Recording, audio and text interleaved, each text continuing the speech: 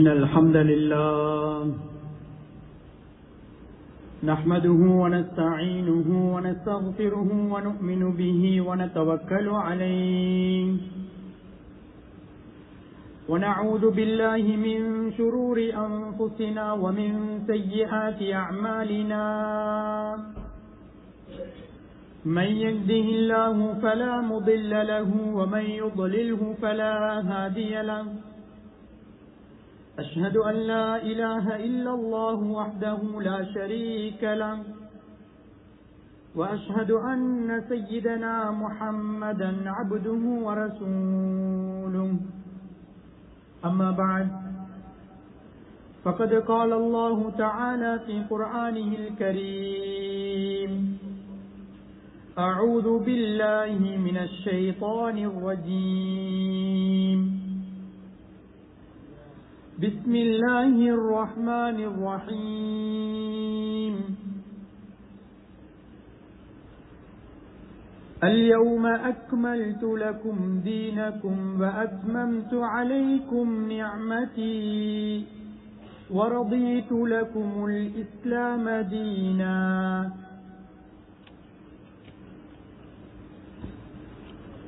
عن عبد الله بن هشام رضي الله تعالى عنه أنه قال كنا مع النبي صلى الله عليه وسلم وهو آخذ بيد عمر بن الخطاب رضي الله تعالى عنه فقال له عمر رضي الله تعالى عنه يا رسول الله لأنت أحب إلي من كل شيء إلا نفسي. فقال النبي صلى الله عليه وسلم لا والذي نفسي بيده حتى أكون أحب إليك من نفسك. فقال له عمر رضي الله تعالى عنه فإنه الآن والله لأنت أحب إلي من نفسي. فقال النبي صلى الله عليه وسلم الآن يا عمر صدق رسول الله صلى الله عليه وسلم. விண்ணிலே விண்மீன்களையும் மண்ணிலே மனித கோடி ஜீவராசிகளையும் படைத்து பரிபாலிக்கக்கூடிய ஏக வல்லவன் அல்லாஹ் சுப்ஹானஹு வ தஆலாவுக்கே புகழ் அனைத்தும் உண்டாகட்டும்.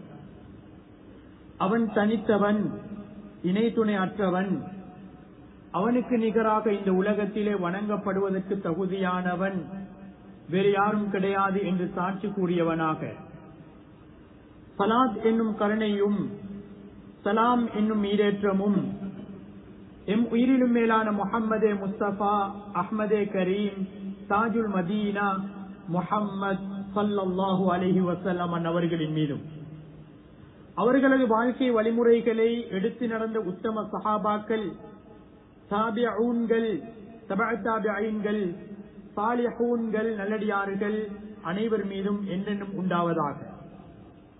புனித ஜுமாவுடைய கடமையை நிறைவேற்ற வந்திருக்கும் அல்லாஹுவின் நல்லடியார்களே, அன்புக்குரிய சகோதரர்களே, இந்த உலகத்திலே வாழக்கூடிய சந்தர்ப்பத்திலே அல்லாஹ் சுப்ஹானஹு வ தஆலா எந்த விடயங்களை எல்லாம் எங்களுடைய வாழ்க்கையிலே எடுத்து நடக்க வேண்டும் என்று எங்களுக்கு ஏவிருக்கின்றானோ அப்படியான விடயங்கள் அனைத்தையும் எடுத்து நடந்து கொள்ளும்படியும், மேலும் எவைகளை விட்டும் தவிர்ந்து கொள்ள வேண்டும் என்று அல்லாஹு தஆலா தடை கட்டளை விதித்திருக்கின்றானோ அப்படியான விடயங்களை விட்டு முற்றுமுழுதாக தவிர்ந்து கொள்ளும்படி முதலாவது அடியனுக்கும் அப்பால் உங்கள் அனைவருக்கும் தக்வாவை கொண்டு வசியத்தும் நசீஹத்தும் செய்து கொள்கின்றேன்.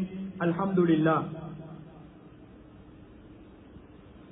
அன்புக்குரிய அல்லாஹுவின் நல்லடியார்களே, சகோதரர்களே, அல்லாஹு தஆலா புதிய ஒரு ஹிஜ்ரி ஆண்டிலே அவனால் கடமையாக்கப்பட்ட உயர்தரமான ஒரு கடமை ஜுமாவுடைய கடமையை நிறைவேற்றுவதற்காக இஅ்திகாஃபுடைய நியத்தோடு எங்களை அமரச் செய்திருக்கின்றார். இந்த குத்துபாவிலே எந்த விடயங்களை எல்லாம் அல்லாஹு தஆலா பேச வைக்கின்றானோ, கேட்க வைக்கின்றானோ அவற்றை எங்களுடைய வாழ்க்கையிலே எடுத்து நடப்பதற்கு தௌஃபீக் செய்வானாக. அல்லாஹுவின் நல்லடியார்களே, சகோதரர்களே, அல்லாஹு தஆலா இந்த உலகத்தை எங்களுக்கு நன்மைகளை சம்பாதிக்கக்கூடிய ஒரு தற்காலிகமான இடமாக இந்த உலகத்தை அல்லாஹ் ஆக்கி வைத்திருக்கின்றார். இதிலே ஒரு அடியான் தன்னுடைய வாழ்நாளை எப்படி அமைத்துக் கொள்ள வேண்டும் என்ற முழுமையான வழிகாட்டலை இஸ்லாம் எங்களுக்கு வழங்கியிருக்கின்றது. எங்களுடைய மார்க்கத்திலே எதுவும் சொல்லப்படாத, தவறவிடப்பட்ட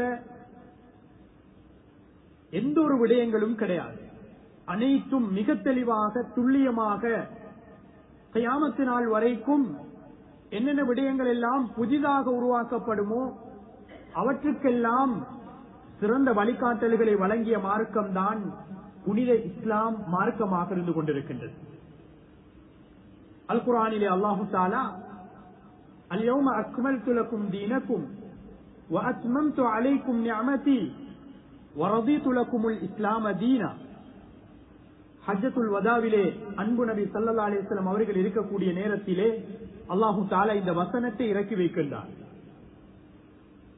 இன்றைய நாள் உங்களுக்கு உங்களுடைய மார்க்கத்தை நான் பரிபூரணப்படுத்தி விட்டேன், உங்களுடைய அருட்கொடைகளை நான் பரிபூரணப்படுத்தி விட்டேன், உங்களுக்கு என்னிடத்திலே பொருந்திக் கொண்ட மார்க்கமாக தீனுல் இஸ்லாம், இஸ்லாம் மார்க்கத்தை ஆக்கி வைத்திருக்கின்றேன் என்று அல்லாஹு தஆலா அல் குர்ஆனுடைய வசனத்தை அன்பு நபி ஸல்லல்லாஹு அலைஹி வஸல்லம் அவர்களுக்கு இறக்கி வைக்கின்றார். அந்த அளவுக்கு மிக தெளிவான ஒரு மார்க்கத்திலே நாம் இருக்கின்றோம். எந்த விதமான சந்தேகமும் இந்த மார்க்கத்தில் கிடையாது. புதிதாக உருவாக்கப்படக்கூடிய எந்த வகையான பிசினஸாக, வியாபாரமாக இருக்கலாம், அவை அனைத்துக்கும் மிக தெளிவாக வழிகாட்டி இருக்கக்கூடிய மார்க்கம் தான் இந்த மார்க்கம். இந்த மஸ்ஜிதிலே வந்து நாம் சுஜூத் செய்கின்றோம் என்றால் எங்களுக்கு வழிகாட்டிய ஒருவர் இருக்கின்றார், மிகப்பெரிய ஒரு உபகாரி. அவர்கள் எங்களுக்கு இந்த வஹீயுடைய அறிவை எங்களுக்கு கொண்டு வந்து சேர்க்கவில்லை என்றால் நாம் சுஜூத் செய்யக்கூடியவர்களாக இருக்க மாட்டோம்.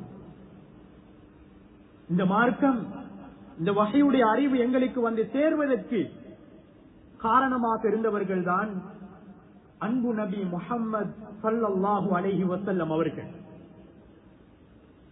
அவர்களை பற்றி விளங்குவதும், கற்றுக்கொள்வதும், பிறருக்கு அதனை கற்றுக் கொடுப்பதும், விளங்க வைப்பதும், அவர்களுடைய சுன்னாக்களை எடுத்து நடப்பதும், பிறருக்கு அவற்றை விளங்க வைப்பதும் எங்கள் மீது கட்டாய கடமையாக இருந்து கொண்டிருக்கின்றது. முதலாவது இந்த மார்க்கத்திலே வேண்டப்படக்கூடிய ஒரு விடயம்தான் ஈமான். நாம் ஈமான் கொண்டிருக்கின்றோம். எங்களுடைய ஈமான் பரிபூர்ணமாக வேண்டும் என்றால் எங்களுக்கு அந்த ஈமானை கற்றுத்தந்த அன்பு நபி முஹம்மது ஸல்லல்லாஹு அலைஹி வஸல்லம் அவர்களை நாம் ஏற்று அன்பு வைப்பது, பூர்த்தியான அன்பு வைப்பது எங்கள் மீது கட்டாய கடமையாக இருந்து கொண்டிருக்கின்றது. அப்போதுதான் நாம் ஏற்றிருக்கக்கூடிய ஈமான் பரிபூரணமான ஈமானாக மாறும் என்பதை ஒரு ஹதீஸிலே அன்பு நபி ஸல்லல்லாஹு அலைஹி வஸல்லம் அவர்கள் சொல்லி காட்டினார்கள். சொன்னார்கள், அல்லாஹ்வை ஏற்றிருக்கக்கூடிய நாம் லா யுமினு அஹதுக்கும் ஹத்தா அகூன அஹப்ப இலைஹி மின் வாலிதிஹி வ வலதிஹி வன்னாஸி அஜ்மஈன். உங்களில் ஒருவர் பூர்த்தியான ஒரு இறை விசுவாசியாக ஆக முடியாது, உங்களில் ஒருவர் பரிபூரணமான முஃமினாக இந்த உலகத்திலே மாற முடியாது. எதுவரைக்கும் என்றால் ஹத்தா அகூன அஹப்ப இலைஹி மின் வாலிதிஹி வ வலதிஹி வன்னாஸி அஜ்மஈன்.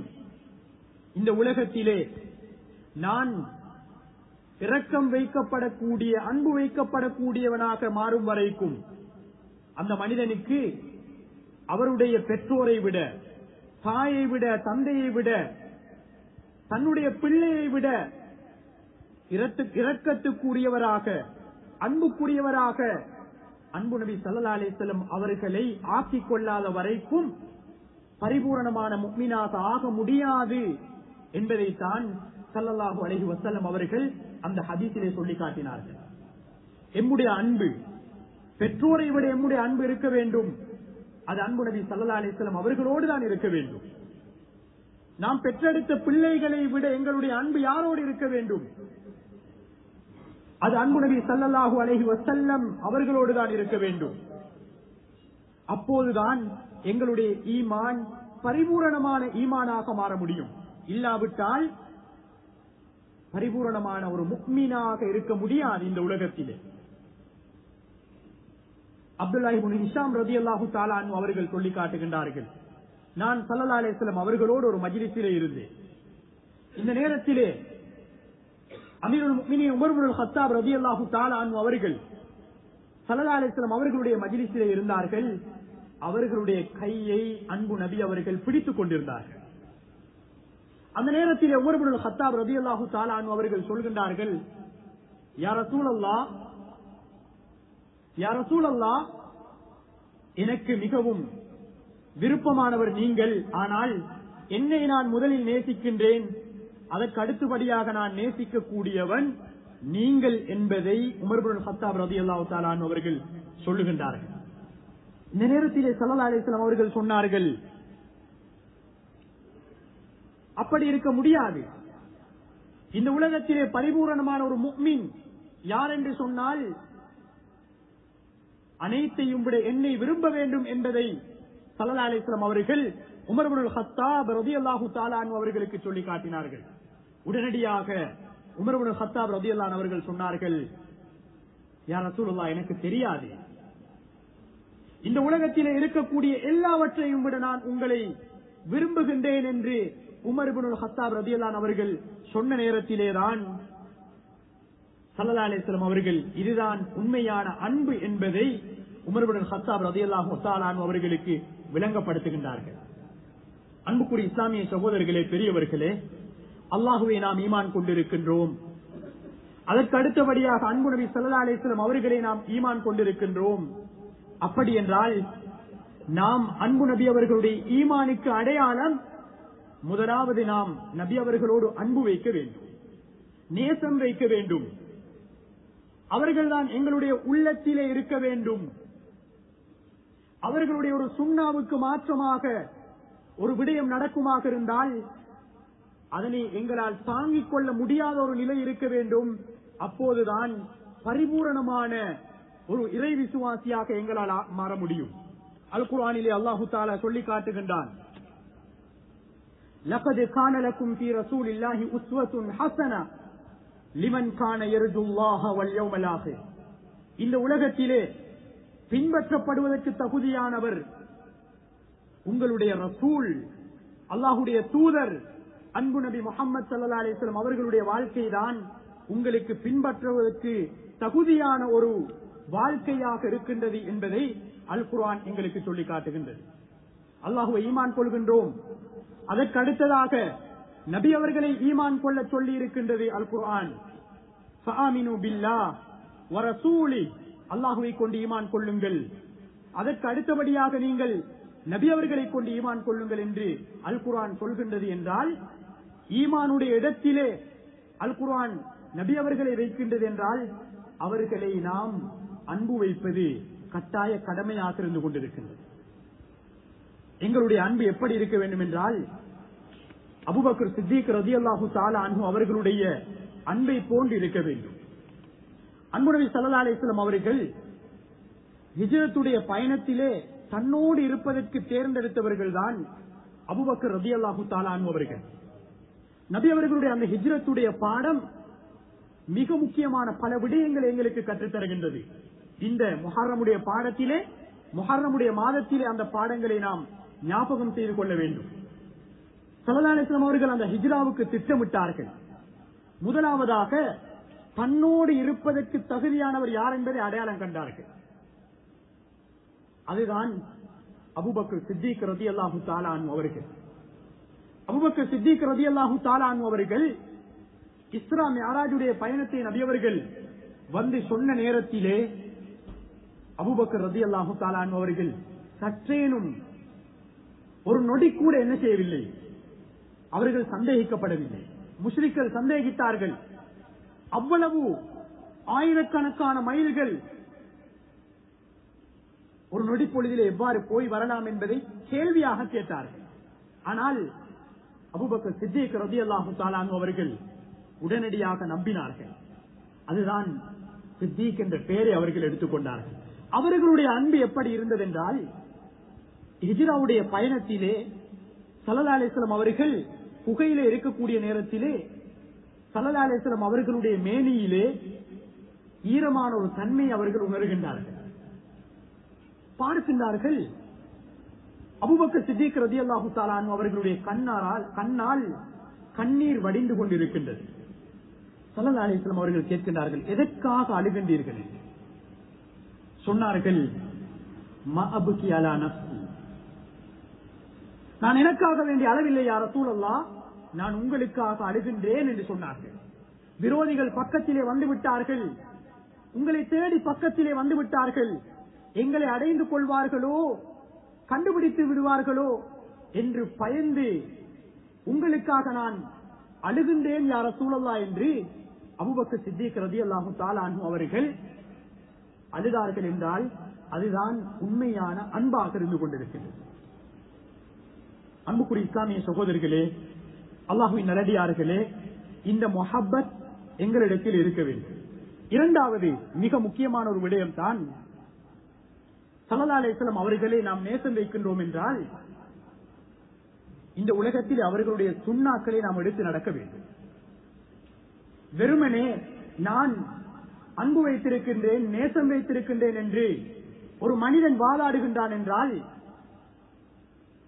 அது ஏற்றுக்கொள்ள முடியுமா என்பதை சிந்திக்க வேண்டும். அன்பு நபி அவர்களுடைய நேசம், அன்பு என்பது வெறுமனே வாய் வார்த்தையால் இருக்க முடியாது. மாற்றமாக ஸல்லல்லாஹு அலைஹி வஸல்லம் அவர்களுடைய சுன்னாவை எடுத்து நடக்கக்கூடியவர்களாக இருக்க வேண்டும். முழுமையான வழிகாட்டல்கள் நபி அவர்களுடைய சுன்னாக்கள் எங்களுக்கு சொல்லி காட்டப்பட்டிருக்கின்றன. அது உடல் ரீதியாக இருக்கக்கூடிய சுன்னாவாக இருக்கலாம், நாம் அன்றாடம் எங்களுடைய பழக்க வழக்கங்களில் இருக்கக்கூடிய அது சுன்னாவாக இருக்கலாம். இவற்றை நாம் எங்களுடைய வாழ்க்கையிலே முழுமையாக கொண்டு வர வேண்டும். ஹுதைஃபா ரலியல்லாஹு தஆலா அன்ஹு அவர்கள் ஸல்லல்லாஹு அலைஹி வஸல்லம் அவர்களுடைய ரகசிய தூதுவராக இருந்தார்கள். எப்படி எங்கள் ஒவ்வொருவருக்கும் ரகசியமான விடயங்களை பகிர்ந்து கொள்ளக்கூடிய ஒரு நண்பர் இருப்பாரோ, ஸல்லல்லாஹு அலைஹி வஸல்லம் அவர்களுடைய மிக முக்கியமான இரகசியங்களை பாதுகாத்து வைத்தவர்கள் அல்லது ஸல்லல்லாஹு அலைஹி வஸல்லம் அவர்கள் சொல்லி வைத்தவர்கள் தான் ஹுதைஃபா ரலியல்லாஹு தஆலா அன்ஹு அவர்கள், சாஹிபு சிர் லிரசூலில்லாஹி ஸல்லல்லாஹு அலைஹி வஸல்லம். இவர்கள் என்ன செய்கின்றார்கள்? ஒரு ஜமாஅத்திலே இவர்கள் செல்கின்றார்கள். இவர்கள் ஒரு அரசரை சந்திப்பதற்காக ஒரு அரச மாளிகையிலே அவர்கள் இருக்கின்றார்கள். இந்த நேரத்திலே அங்கு உணவு பரிமாறப்படுகின்றது. அந்த உணவு பரிமாறக்கூடிய நேரத்தில் இவர்கள் என்ன செய்கின்றார்கள்? அரச மாளிகையிலே அவர்களுக்கு வைத்திருக்கக்கூடிய உணவு எங்களுக்கு தெரியும், பெருமதியான உணவுகள், அளவுக்கு அதிகமான உணவுகள் இருக்கும். ஆனால் ஹுதைஃபா ரலியல்லாஹு தஆலா அன்ஹு அவர்கள் என்ன செய்கின்றார்கள் என்றால், சாப்பிட்டு விட்டு அவர்களுடைய அந்த பிளேட்டில் இருந்து கீழே விழுந்திருக்கக்கூடிய உணவுகளை அவர்கள் பிறக்கி சாப்பிடுகின்றார்கள். ஏன்? அந்த உணவுகளை வீண்விரயம் செய்வது நபி அவர்களுடைய சுன்னா கிடையாது.